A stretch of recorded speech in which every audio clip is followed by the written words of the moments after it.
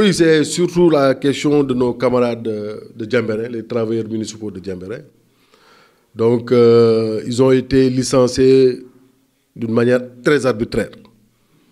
Et lors de toutes les séances qu'on a eu à faire au niveau de l'inspection du travail, finalement, on n'a pas trouvé un consensus. Donc, finalement, le dossier est transféré au niveau du tribunal du travail. Donc, le lundi, effectivement, les travailleurs sont convoqués au niveau du tribunal du travail. Le contrat qui les lie avec la mairie de Diembéring, c'est un contrat à durée indéterminée, c'est un CDI. Donc, ces travailleurs subissent véritablement une injustice de la part de cette nouvelle équipe municipale qui est arrivée. Donc, ils ne sont pas du même bord politique. Donc, ils ont été recrutés par un maire qui a fait avec eux presque une dizaine d'années. D'autres sont recrutés depuis 2008, d'autres 2009, d'autres 2010, 2011, jusqu'en 2014. Donc, on ne peut pas comprendre qu'un nouveau maire arrive aujourd'hui, voulant effectivement les remercier sur des fautes qu'ils n'ont pas commises.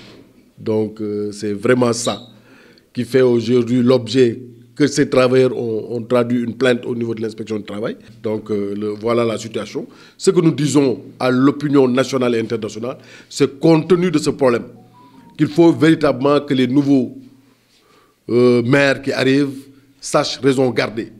Les travailleurs municipaux ne sont pas des bonariens. Les travailleurs municipaux sont régis par des codes très clairs. Donc on n'acceptera pas qu'un maire qui arrive aujourd'hui voulant véritablement se séparer effectivement des gens comme ça. Donc ce ne sont pas des gens qui sont mis à... Donc ils ont, surtout ces travailleurs, ont des contrats à durée indéterminée qui équivaut à une décision. Donc un maire ne peut pas se lever un bon matin pour se séparer de ces gens-là, soit disant qu'ils ne sont pas du même bord politique, ou soit disant qu'il a reçu des pressions de quelque bord que ce soit pour se débarrasser de ces travailleurs. Aujourd'hui, lui qui parlait de personnel pléthorique, nous avons vu qu'il a commencé à recruter d'autres travailleurs. Toi, tu ne peux pas venir, tu parles de personnel pléthorique. Aujourd'hui, tu licencies presque une quinzaine de personnes. Aujourd'hui, tu recrutes encore. Et nous disons effectivement à l'opinion nationale et internationale, au tribunal du travail, à l'inspection du travail, que nous n'accepterons pas qu'ils se démettent de certains travailleurs pour recruter d'autres travailleurs. Au moment où ils disaient que c'est un personnel pléthorique.